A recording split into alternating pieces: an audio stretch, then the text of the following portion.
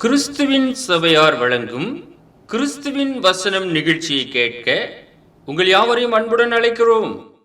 கிறிஸ்துவின் வசனம், இது கிறிஸ்தவர் கீதம். பரிசுத்த வேதம் பறைசாற்றும் வசனம். கிறிஸ்துவின் வசனம், இது கிறிஸ்தவர் கீதம். கிறிஸ்துவின் சபையார் வாழ்த்தி வழங்கும் கிறிஸ்துவின் வசனம், இது கிறிஸ்தவர் கீதம். கிறிஸ்துவின் வசனம், கிறிஸ்துவின் வசனம். வேதாகம குடும்ப நேரத்திற்கு உங்களை வரவேற்கின்றோம். Welcome to the Bible family R.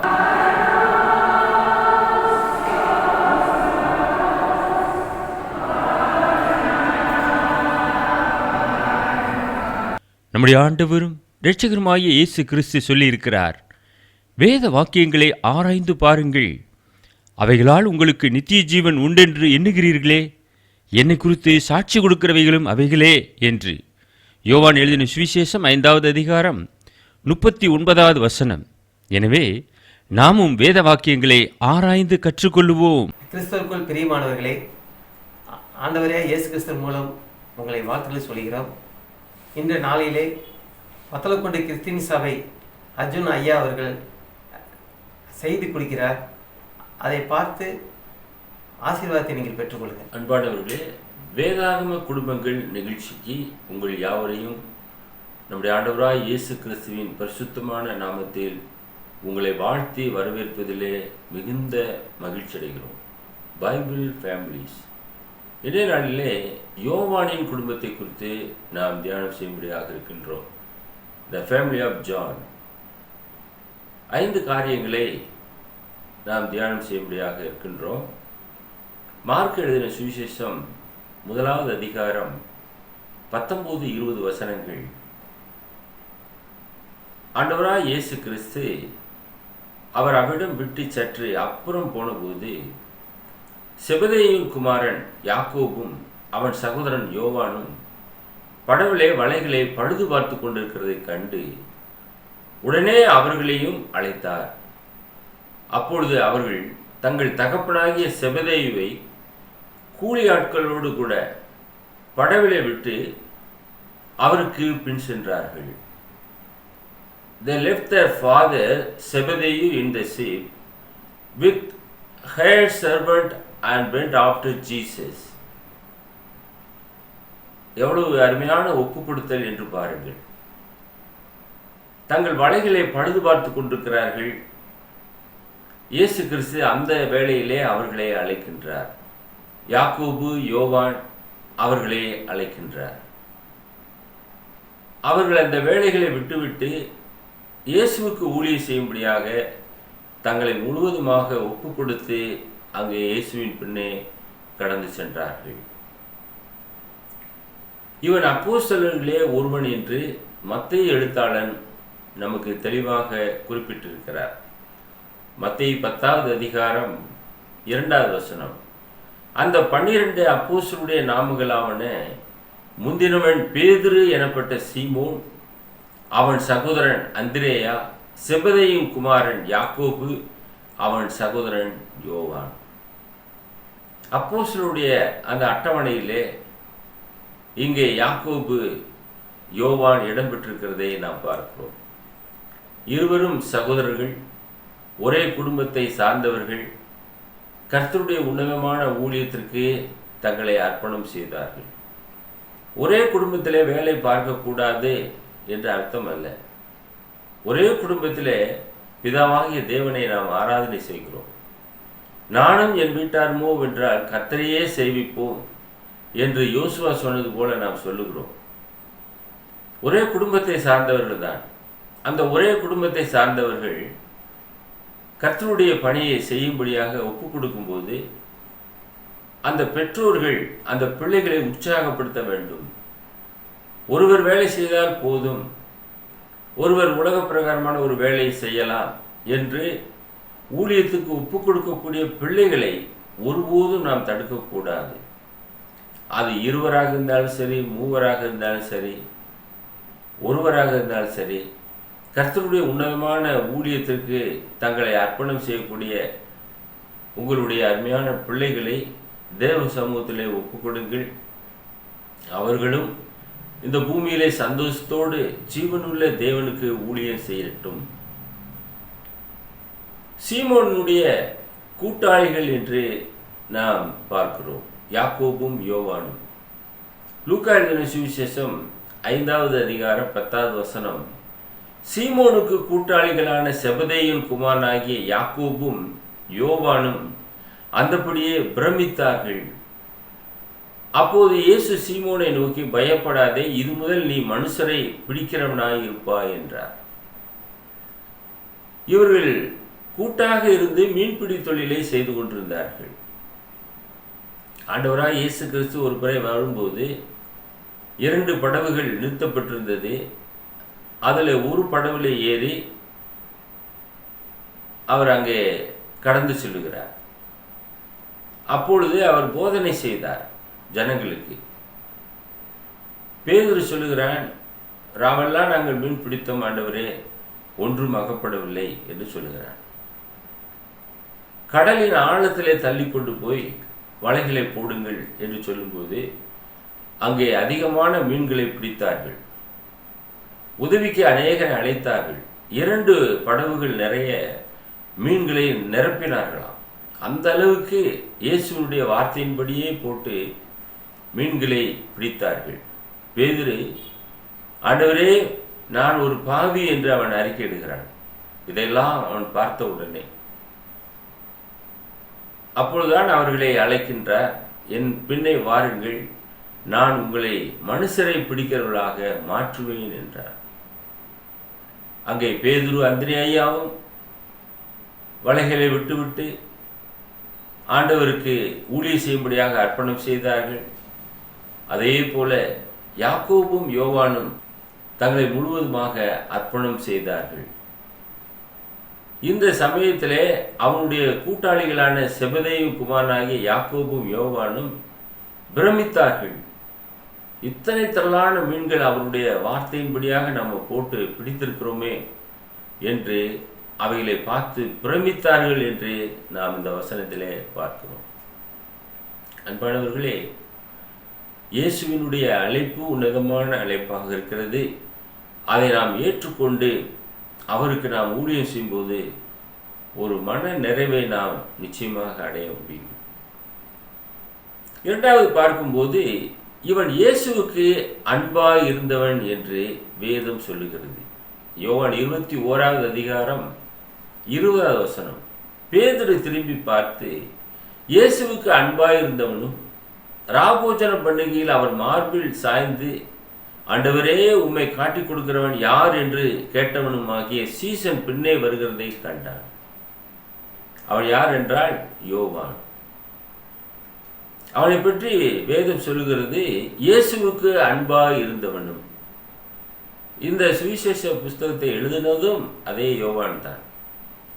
ராபோஜன பண்டிகையில் அவர் மார்பிலே சாய்ந்து கொண்டு அந்த அளவுக்கு மிகவும் நெருக்கமாக இருந்தார். யாரெல்லாம் நெருக்கமாக இருப்பார்கள்? நம்ம இடத்துல அதிகமாக உறவாடக்கூடியவர்கள், கள்ளம் கபடம் இல்லாமல் நம்மை நேசிக்கக்கூடியவர்கள் மிகவும் நெருக்கமாக இருப்பார்கள். இயேசுவின் மீது மார்பிலே சாய்ந்து கொண்டு கேட்கிறான், ஆண்டவரே, உம்மை காட்டிக் கொடுக்கிறவன் யார் என்று கேட்டான். அவன் வருகிறதை பேதுரு கண்டு அங்கே குறிப்பிடுகிறதை இந்த வசனத்திலே நாம் பார்க்கிறோம். இந்த யோவானை யவீரு வீட்டிற்கு ஆண்டவராய் இயேசு கிறிஸ்து அழைத்து சென்றார். லூக்கா எழுதின சுவிசேஷம் 8வது அதிகாரம் 51, 52 வசனங்கள். அவர் வீட்டில் வந்தபோது பேதுருவையும் யாக்கோபையும் யோவானையும் பெண்ணின் தகப்பனையும் தாயையும் தவிர வேறு ஒருவரையும் உள்ளே வரவட்டாமல் எல்லாரும் அழுது அவளை குறித்து துக்கம் கொண்டாடுகிறதை கண்டு, அழாதேயுங்கள், அவள் மரித்து போகவில்லை, நித்திரையாயிருக்கிறாள் என்றார். யவீரினுடைய மகள் மரித்து போய்விட்டாள். அங்கே யவீருடைய வீட்டிற்கு இயேசு கிறிஸ்து கடந்து செல்கிறார். மிகவும் நெருக்கமாக இருக்கக்கூடிய பேதுரு, யாக்கோபு, யோவான் இவர்களை அழைத்து கொண்டு செல்கிறார். அங்கே எவர் வீட்டுக்கு சென்றவுடனே பெண்ணின் தகப்பனையும் தாயையும் தவிர வேறு ஒருவரையும் உள்ளே வரவட்டாமல் என்று நாம் வாசிக்கிறோம். ஏன் இந்த காரியத்தை இயேசு கிறிஸ்து செய்தார்? இயேசுவை அழைத்தவர்கள் விசுவாசம் உள்ளவர்கள். ஒருவேளை அவிசுவாசிகள் அங்கே வருவதனாலே எந்த பயனும் இல்லை. விசுவாசம் உள்ளவர்கள் தான் அங்கே இருக்க வேண்டும். விசுவாசம் உள்ள ஜெபந்தான் பிணியாளியை ரட்சிக்கும். எனவே பேதுரு, யாக்கோபு, யோவான் இவர்களெல்லாம் மிகவும் நெருக்கமானவர்கள் இயேசு கிறிஸ்துக்கு. அவர்களோடு கூட அந்த பெண்ணின் தகப்பனையும் தாயையும் தவிர வேறு ஒருவரையும் வர வேண்டாம் என்று சொல்லிவிட்டு அங்கே உள்ளே கடந்து செல்கிறார். அவள் மரிக்கவில்லை, அலாதேயுங்கள், நித்திரையாக இருக்கிறாள் என்று சொல்லுகிறார். இந்த இடத்திற்கு யாக்கோபு, யோவானையும் அழைத்து கொண்டு சென்றார். மிகவும் நெருக்கமாக இருந்தபடியினாலே, இயேசுவோடு அன்பாக இருந்தபடியினாலே ஊழியத்தின் பாதையிலே அதிகமாக இவர்கள் இயேசுவோடு இருந்திருக்கிறார்கள். பேதுருவும் யோவானும் சேர்ந்து ஊழியம் செய்ததாக நாம் அப்போஸ்தலர் நடவடிக்கைகள் 3வது அதிகாரத்திலே பார்க்கிறோம். 1வது வசனம், ஜெப வேளையாகிய 9ஆம் மணி நேரத்தில் பேதுருவும் யோவானும் தேவாலயத்திற்கு போனார்கள். அங்கே தேவாலயத்தில் ஒரு சப்பானி இருந்தான். அவன் இவர்களிடத்தில் பிச்சை கேட்டான். எங்களிடத்தில் ஒன்றும் இல்லை, கர்த்தராகிய இயேசுவின் நாமத்தினாலே நீ எழுந்து நட என்று அவனை தூக்கி விட்டார்கள். அவன் குதித்தெழுந்து நடந்து கொண்டு தேவனை துதித்து கொண்டு இவர்களோடு கூட சென்று தேவனை ஆராதிக்கும்படியாக அவன் கடந்து சென்றான். அன்பானவர்களே, அனுதினமும் பார்த்து கொண்டிருந்தார்கள். பிச்சை எடுத்து கொண்டிருந்தான். இவர்களாலே இந்த சப்பானி சுகமாக்கப்பட்டதை பார்த்த ஜனங்கள் அப்படியே ஆச்சரியப்பட்டு போனார்கள். இவருடைய வார்த்தைக்கு செவி கொடுக்க ஆரம்பித்தார்கள். கர்த்தராகிய இயேசுவின் நாமமே இவனை சுகமாக்கினது என்று அங்கே சொல்லுகிறார்கள். அந்த இடத்திலே இந்த யோவான் இருந்தார் என்று பார்க்கிறோம். குறிப்பாக பேதுருவோடு இணைந்து ஊழியம் செய்திருக்கிறார். ஆதி அப்போஸ்தலர்கள் இணைந்து இருவராக ஊழியத்துக்கு கடந்து சென்றிருக்கிறார்கள். இது நம்முடைய ஆண்டவராய் இயேசு கிறிஸ்துவினுடைய போதனையாக இருக்கிறது. தேவன் மனிதன் தனிமையா இருப்பது நல்லதல்ல என்று சொல்லி அவனுக்கு ஒரு ஏற்ற துணையை உண்டு பண்ணிட்டார் ஆதியிலே. அதிலிருந்து பாருங்கள், குடும்பம் என்று சொல்லும்போது கணவன் மனைவி, நண்பர்கள் என்று சொல்லும்போது தாவீது யோனத்தான் போல உயிரை கொடுக்கத்தக்கதாக நேசம் உள்ளவர்களாக மாறுகிறார்கள். அந்த விதமாக இணைக்கிறார் என்று நாம் பார்க்கிறோம். இருவராக இணைக்கிறதை பரிசுத்த வேதாகமும் சொல்லுகிறது. இங்கே பேதுருவும் யோவானும் இணைந்து தேவனுடைய உன்னதமான பணியை செய்தார்கள். நீங்கள் ஒரு ஊழியக்காரராக இருப்பீர்கள் என்றால் இணைந்து செயல்படுங்கள். முக்குறி நூல் சீக்கிரமாய் அறாது என வேதம் சொல்லுகிறது. என் நாமத்தினாலே எங்கே 2-3 பேர் கூடி தொழுது கொள்வீர்களோ அங்கே நான் இருப்பேன் என்று சொல்லுகிறார். ஆக நாம் ஒருமனப்பட்டவர்களாக இயேசுவின் நாமத்தினாலே இணைக்கப்பட வேண்டும். இவர்கள் இணைந்து கர்த்தருடைய ஊழியத்தை செய்திருக்கிறதை வேத வசனத்தின் மூலமாக நாம் அறிந்து கொள்கிறோம். மூன்றாவதாக நாம் பார்க்கும்போது இவனுடைய ஜீவியம் மற்றும் குடும்பம் எப்படி இருந்தது? அப்போஸ்தலரை பார்க்கும்போது அதிகமாக அவருடைய குடும்பத்தை பற்றி நாம் வேதத்திலே பார்க்க முடியவில்லை. ஆனால் இவனுடைய தாய் ஆண்டவராய் இயேசு கிறிஸ்துவினிடத்திலே வந்து இருவருக்கும் வலதுபுறமும் இடதுபுறமும் வேண்டும் என்று கேட்கிறாள். மத்தேயு 20வது அதிகாரம் 21-22 வசனங்கள். அப்போது செபதேயு குமாரனுடைய தாய் தன் குமாரனோடு கூட அவரிடத்தில் வந்து அவரை பணிந்து கொண்டு உம்மிடத்தில் ஒரு விண்ணப்பம் பண்ண வேண்டும் என்றாள். அவர் அவளை நோக்கி உனக்கு என்ன வேண்டும் என்று கேட்டார். அதற்கு அவள் உம்முடைய ராஜ்யத்திலே என் குமாரனாகிய இவ்விரண்டு பேரில் ஒருவன் உமது வலது பாரிசத்திலும் ஒருவன் உமது இடது பாரிசத்திலும் உட்கார்ந்திருக்கும்படி அருள் செய்ய வேண்டும் என்றார். அவரை பணிந்து கொள்ளுகிறார். ஒரு விண்ணப்பம் பண்ண வேண்டும் என்று கேட்கிறார். இயேசு கேட்கிறார், நான் உனக்கு என்ன செய்ய வேண்டும்? ராஜ்யத்திலே வலதுபுறத்திலும் இடதுபுறத்திலும் இவர்கள் இருவரும் அமர வேண்டும். மற்ற 10 பேர் இதை கேட்டு எரிச்சலானார்கள். யாருக்கு தான் எரிச்சல் வராமல் இருக்கும்? அன்பானவர்களே, இந்த தாய் மிகவும் நேசித்தபடினாலே இயேசுவின் இடத்திலே துணிந்து கேட்டுவிட்டாள். ஆனால் நம்முடைய ஆண்டவருடைய பதில், அது என் காரியம் அல்ல, பிதாவினால் எவர்களுக்கு அது அருளப்பட்டிருக்கிறதோ அவர்களுக்கே அது வழங்கப்படும் என்று சொல்லுகிறார். தேவன் முன்குறிக்கிறார். யார் வலதுபுறத்தில் இருக்க வேண்டும், இடதுபுறத்தில் இருக்க வேண்டும் என்பது தேவனுடைய சுத்தமாக இருக்கிறது. இது மிகவும் ஒரு ஆச்சரியமான ஒரு காரியமாக இருக்கிறது. துணிந்து இந்த காரியத்தை செபதேயுவினுடைய குமாரனுடைய தாய் கேட்டாள். ஆண்டவராய் இயேசு கிறிஸ்து இந்த வானத்தையும் பூமியும் சகலத்தையும் சிருஷ்டித்தவர். அவர் தேவனுடைய திருச்சித்தத்தை செய்து அவர் அங்கே பிதாவுடைய சமூகத்திலே வலது பார்சத்தில் வீற்றிருக்கிறார் என்று பார்க்கிறோம். இதை ஸ்தேவான் கல்லெறியுண்டு சாகும்போது அவன் காண்கின்றான். ஆக அவர் தேவனுடைய வலது பார்சத்தில் வீற்றிருக்கிறார். அவருக்கு பக்கத்தில் வலது பார்சத்தில் இடது பார்சத்திலும் இந்த யாக்கோபும் யோவானும் உட்கார வேண்டும் என்றால் அது பிதாவினுடைய கரத்தில் இருக்கிறது, அது என்னுடைய கரத்திலே இல்லை என்பதை அங்கே தெளிவுபடுத்துகிறதை நாம் பார்க்கிறோம். 1 கொரிந்தியர் 9:5 அப்போஸ்தலனாகிய பவுல் கொரிந்து சபையாருக்கு எழுதின கடிதத்திலே, மற்ற அப்போஸ்தலரும் கர்த்தருடைய சகோதரரும் கேபாவும் செய்கிறது போல மனைவியாகி ஒரு சகோதரியை கூட்டிக் கொண்டு தெரிய எங்களுக்கு அதிகாரம் இல்லையா என்று சொல்லியிருக்கிறார். ஆக அப்போஸ்தலர்கள் திருமணமானவர்கள், அவர்களுக்கு மனைவிகள் இருந்தார்கள், பிள்ளைகளும் இருந்திருக்கக்கூடும். ஆனால் பிள்ளைகளை பற்றி நாம் வேதாகமத்தில் படிக்கவில்லை. ஆக குடும்பமாக கர்த்தருக்கு பணி செய்திருக்கிறார்கள் என்று நாம் இந்த வசனத்தின் மூலமாக அறிந்து கொள்கிறோம். 4வதாக பார்க்கும்போது யோவானுடைய கடைசி நாட்களை பற்றிய காரியங்கள் என்ன? எருசலேம் சபையிலே அவன் தூணாக எண்ணப்பட்டான். கலாத்தியர் 2வது அதிகாரம் 9-10 வசனங்கள்.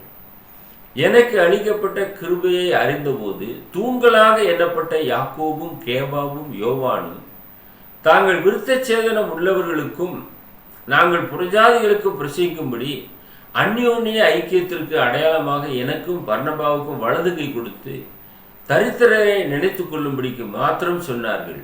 அப்படி செய்யும்படி அதற்கு முன்னே நானும் கருத்துள்ளவனாய் இருந்தேன். இந்த வசனத்திலே அப்போஸ்தலனாகிய பவுல் கலாத்திய சபைக்கு எழுதியிருக்கிறார். இங்கே யாக்கோபு, கேவா, யோவான் இவர்கள் தூண்களாக எண்ணப்பட்டார்கள். முதல் நூற்றாண்டு சபையிலே மிகவும் ஸ்ட்ராங்கானவர்களாக இருந்திருக்கிறார்கள். தூண் என்று சொல்லும்போது ஒரு பெரிய பில்டிங்கை தாங்கி பிடிக்கக்கூடியதாக இருக்கிறது. அதை போல இவர்கள் கர்த்தருடைய சபையிலே தூண்களாக எண்ணப்பட்டார்கள் என்று வேதவசனம் இங்கே சொல்லியிருக்கிறது. அவ்வளவு ஸ்ட்ராங்காக இருந்தார்கள்.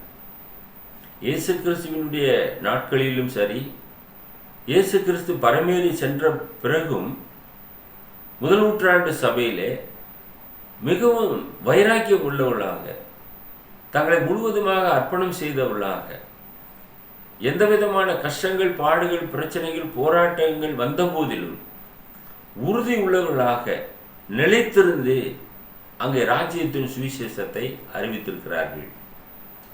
எனவே தூண்களாக எண்ணப்பட்ட யாக்கோபும் கேவாவும் யோவானும் தாங்கள் விருத்த சேதனம் உள்ளவர்களுக்கும் நாங்கள் புறஜாதிகளிடத்திற்கு பிரசங்கிக்கும்படி அந்யோன்ய ஐக்கியத்திற்கும் அடையாளமாக எனக்கும் பர்னபாவுக்கும் வலது கை கொடுத்து என்று அவர் சொல்கிறார். ஊழியத்திலே வலது கை கொடுக்கக்கூடிய உற்சாகமுள்ள ஒரு சகோதராக காணப்பட்டிருக்கிறார்கள். மேலே நாம் பார்க்கும்போது யோவானை பற்றி வெளிப்படுத்தின விசேஷம் 1வது அதிகாரம் 9வது வசனம், அவன் நாடு கடத்தப்பட்டான்,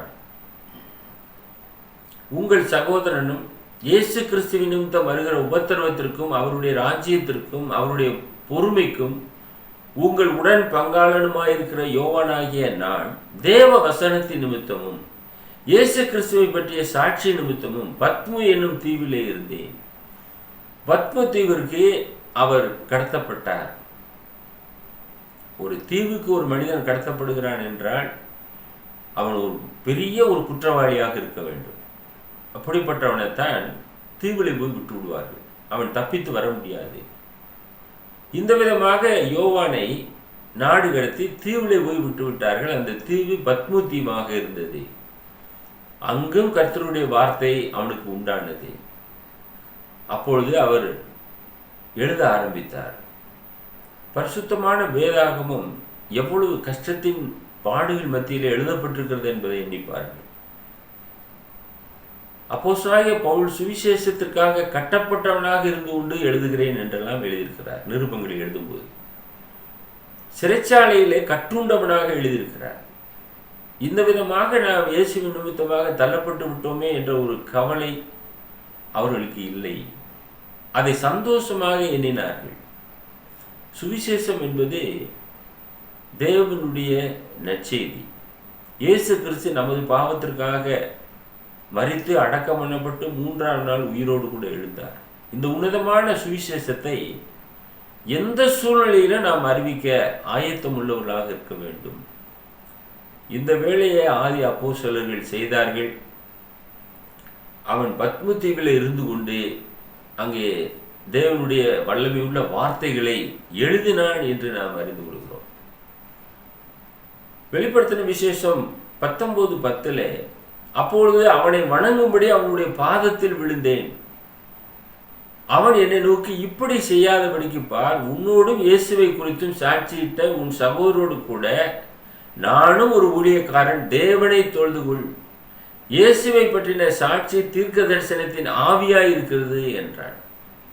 வணங்கும்படியாக தன்னை முழுவதுமாக தாழ்த்தி அவனுடைய பாதத்தில் விழுந்திருக்கிறார். அந்த தூதன் அதை ஏற்றுக்கொள்ளவில்லை. இப்படி செய்யாதபடிக்கு பார், நானும் ஒரு ஊழியக்காரன் தான், நீ தேவனைத்தான் தொழுது கொள்ள வேண்டும் என்று சொல்லுகிறார். அன்பானவர்களே, எல்லோருமே நாம் தேவனைத்தான் தொழுது கொள்ள வேண்டும். அவரை நோக்கித்தான் நாம் ஜெபம் பண்ண வேண்டும்.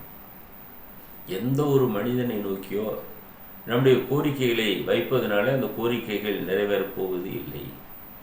ஏனென்றால் நம்மை உண்டு பண்ணினவர் பிதாவாகிய தேவன். அவரை நோக்கி நாம் வேண்டுதல் செய்ய கற்றுக்கொள்ள வேண்டும். அவர் ஒருவருக்கே நாம் கீழ்ப்படிய வேண்டும். அவர் ஒருவருக்கே நாம் தாழ விழுந்து பணிந்து கொள்ள வேண்டும். மற்ற எந்த ஒரு மனிதனுக்கு நாம் கீழே பணிய வேண்டிய அவசியம் இல்லை. பேதுருவும் இந்த விதமாகத்தான் தொழுது கொண்டார். யாக்கோபும் இந்த விதமாகத்தான் தொழுது கொண்டார். யோவானும் இந்த விதமாகத்தான் தொழுது கொண்டார். எனவே இயேசுவோடு மிகவும் நெருக்கமாக இருந்தார்கள். ஜெபிக்கும்படியாக அழைத்து செல்கிறார்.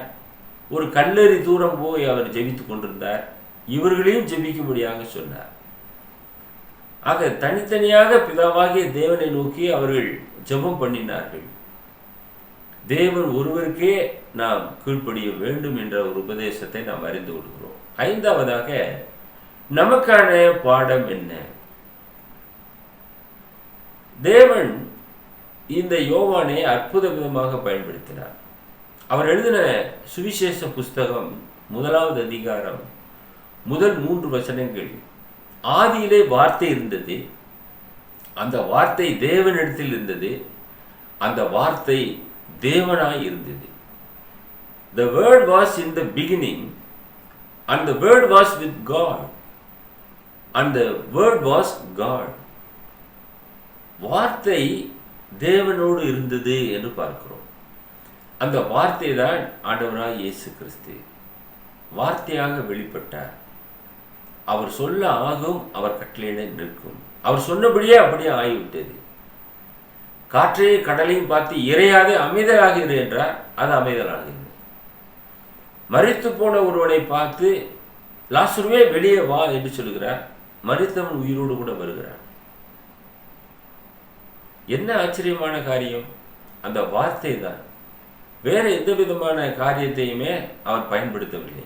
வார்த்தையாகவே இருந்து செயல்பட்டார் என்று பார்க்கிறோம். அவர் ஆதியிலே தேவனோடு இருந்தார். சகலமும் அவர் மூலமாய் உண்டாயிற்று. உண்டானதொன்றும் அவராலே அல்லாமல் உண்டாகவில்லை. மத்தேயு, மார்க்கு, லூக்கா சுவிசேஷ புத்தகங்கள் தான். ஆனால் யோவான் எழுதின சுவிசேஷ புஸ்தகம் ஆதி தொடங்கி எழுதப்பட்டிருக்கிறது. அதை நீங்கள் உற்று கவனித்து பாருங்கள். ஒரு சிறப்பான புஸ்தகத்தை எழுதக்கூடிய ஆற்றலை பரிசுத்த ஆவியானவர் அப்போஸ்தலனாகிய யோவானுக்கு கொடுத்திருந்தார். அவர் இன்னொரு கடிதம் எழுதியிருக்கிறார். ஒரு அன்பின் கடிதம் என்று நாம் அதை சொல்லலாம். அன்பின் நிருபம் என்று சொல்லலாம். 1 யோவான், 2 யோவான், 3 யோவான். அதில் 1 யோவான் 4:8 அன்பில்லாதவன் தேவனை அறியான், தேவன் அன்பாகவே இருக்கிறார். அன்பை பற்றி மிக ஆழமாக எழுதின ஒரு அப்போஸ்தலன் யோவான் என்று பார்க்கிறோம். இந்த 3 கடிதங்களுமே மிக சிறப்பான கடிதங்களாக இருக்கிறது. காயுவுக்கு எழுதியிருக்கிறார், பிரியமான அம்மாளுக்கு எழுதியிருக்கிறார். அதே போல 3ஆவதாக நாம் பார்க்கும்போது வெளிப்படுத்தின விசேஷம் என்று பார்க்கிறோம். வெளிப்படுத்தின விசேஷம் 1வது அதிகாரம் 3வது வசனம். இந்த தீர்க்க தரிசன வசனங்களை வாசிக்கிறவனும் கேட்கிறவர்களும் இதில் எழுதியிருக்கிறவைகளை கைக்கொள்ளுகிறவர்களும் பாக்கியவான்கள், காலம் சமயமாயிருக்கிறது. இந்த வேத புத்தகத்திலே கடைசி புஸ்தகம் வெளிப்படுத்தின விசேஷம். புதிய ஏற்பாட்டிலே கடைசி. இந்த புத்தகத்தை எழுதினது அப்போஸ்தலனாகிய யோவான். அவர் 1வது அதிகாரத்திலே 3வது வசனத்திலே இந்த தீர்க்க தரிசன வசனங்களை வாசிக்கிறவனும், யார் வாசித்தாலும் சரி, வாசிக்கிறவனும் அந்த வசனத்தை கேட்கிறவர்களும், மற்றவர்கள் பிரசங்கிக்க கேட்கிறவர்களும், அதில் எழுதப்பட்டுள்ளவைகளை கை கொள்ளுகிறவர்களும், ஒட்டுமொத்தத்திலே எல்லோருமே கை கொள்ளுகிறார்கள்.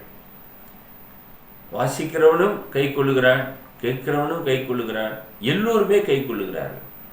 உலகத்தில் உள்ள அனைவருமே கை கொள்ளுகிற அனைவரும் பாக்கியவான்கள். காலம் சமீபமாக இருக்கிறது. இயேசு கிறிஸ்துவினுடைய வருகை மிக சமீபமாக இருக்கிறது என்ற ஒரு காரியத்தை இங்கே உணர்த்திருக்கிறதை நாம் பார்க்கிறோம். அன்பானவர்களே, அப்போஸ்தலனாகிய யோவானை குறித்து இந்த நாளிலே நாம் படித்தோம். 5 காரியங்களை பற்றி நாம் தெரிந்து கொண்டோம். யோவானை பற்றி. யோவான் ஒரு சிறப்பான ஒரு அப்போஸ்தலன், செபதேயுவின் குமாரன். அவரையும் போட்டையும் கூலி ஆட்களையும் விட்டுவிட்டு இயேசுவுக்கு பின்னே சென்று ஊழியம் செய்தவன், இயேசுவுக்கு மிகவும் அன்பாக இருந்தவன் என்று நாம் பார்த்தோம். அவனுடைய குடும்பம் ஆசீர்வாதமான ஒரு குடும்பம். அவனுடைய தாய் இயேசுவின் இடத்துல வந்து அவர்களுக்காக வலது இடது புறத்தில் உட்காரக்கூடிய பாக்கியத்தை கேட்டாள். அவன் கடைசி நாட்களிலே பத்ம தீவுக்கு நாடு கடத்தப்பட்டான். அங்கும் கர்த்தருடைய வார்த்தை அவனுக்கு உண்டானது. அவன் வெளிப்படுத்தின புஸ்தகத்தை எழுதி வைத்திருக்கிறான் என்று பார்க்கிறோம். நமக்கான பாடம் என்று நாம் பார்க்கும்போது யோவான் புத்தகத்திலிருந்து அநேக காரியங்களை நாம் கற்றுக்கொள்கிறோம். உங்களுக்காக நாங்கள் பாரத்தோடு ஜெபம் பண்ணுகிறோம். எங்களை நேசித்து வழிநடத்துகிற பரலோகத்தின் பிதாவே, அப்போஸ்தலனாகிய யோவானை போல நாங்களும் இயேசுவினுடைய சத்தம் கேட்கும் ஆடுகளாக இருந்து கீழ்ப்படிந்து அவருக்கு ஊழியம் செய்யக்கூடிய பாக்கியத்தை இந்த பூமியிலே எங்களுக்கும் தந்தரல வேண்டுமாய் ஜெபம் பண்ணுகிறோம். பல கஷ்டத்தின் மத்தியிலே யோவான் அப்போஸ்தலன் உறுதியுள்ள ஒரு சீசனாக இருந்து கொண்டு உடைய ஊழிய பாதையிலே உடைய சித்தத்தை நிறைவேற்றினதைப் போல நாங்களும் எத்தனை பாடுகள் கஷ்டங்கள் வந்தாலும் உம்மிலே நிலைத்திருந்து உமக்கேற்ற காரியங்களை செய்து நிறைவேற்ற எங்களுக்கு கிருபை செய்தல வேண்டுமாய் இயேசுவின் பரிசுத்தமான நாமத்தில் இந்த ஜெபத்தை தாழ்மையோடு ஏறெடுக்கிறோம் எங்கள் பரலோகத்தின் பிதாவே. ஆமென். glory@gmail.com. View our The Word of Christ program on YouTube channel. May God bless you all. மீண்டும் அடுத்த நிகழ்ச்சியில் உங்களை சந்திக்கும் வரை கர்த்தருடைய கிருபை நம் அனைவரோடும் கூட இன்றும் என்றும் சதா காலங்களிலும் இருப்பதாக.